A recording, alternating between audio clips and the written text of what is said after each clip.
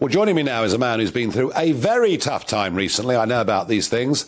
It's not easy. It's not nice when the press pack are after you, whatever you've done. It's Neil Parish, the former Conservative Member of Parliament for Hoddesdon and Tiverton and a former colleague of mine for 10 years in the European Parliament. Neil, I put it to you that when you did wrong, you were turfed out very, very quickly. What did you think when it took over 50 resignations for the Prime Minister to say that he would resign?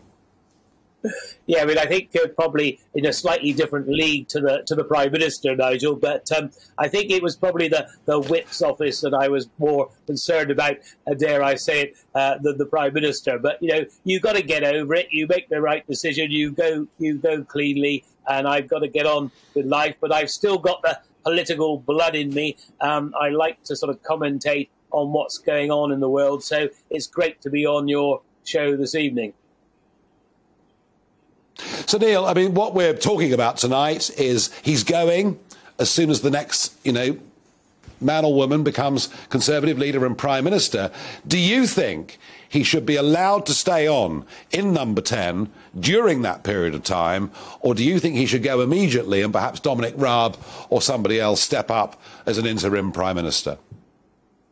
Well, what he can't do is stay there until October and pretend, it's life as usual. So, I mean, I think there's probably a compromise to be had, stay for a while, but then go. I mean, I suspect the party, hopefully, is going to get its act together, get the candidates out there, parade them, get the parliamentarians decide who they want to put to the party and get on with it. We don't need to take until October to get a new leader in place. The problem that Boris has got too is how on earth are the world leaders and everybody else and everybody in this country going to really take you seriously when you are going? I mean, you either stay, as you know, Nigel, in politics, or you go.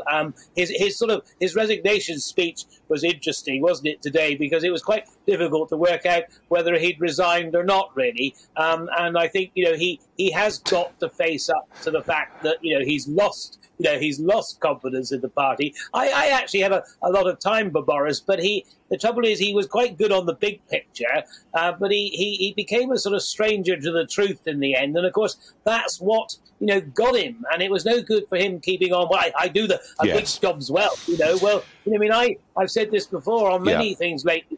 I think it was 6 times I saw him bounce into into Committee Room 14, the House of Commons, saying, I will do better, and it's all the culture of number 10. Well, of course, the trouble is, it was the culture of Boris in the end. And so we, as the Conservative Party... Yeah, no, absolutely. The cost of living crisis and everything else. And what did you make, Neil, final thought, please, what did you make of the sacking of Michael Gove? Well, you see, I worked with Michael Gove when he was Secretary of State for DEFRA, and I rate Michael Gove. He can be an interesting character, but you see, I sent Michael a message when Boris sacked him and said, well, now he's got a complete death wish.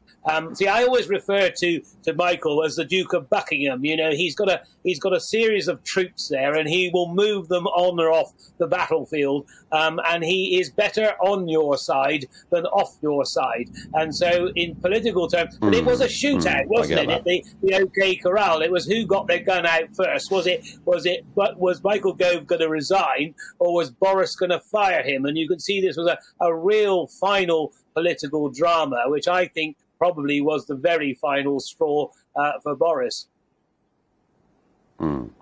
Neil Parish, thank you very much indeed for joining us tonight here on GB News. Thank you.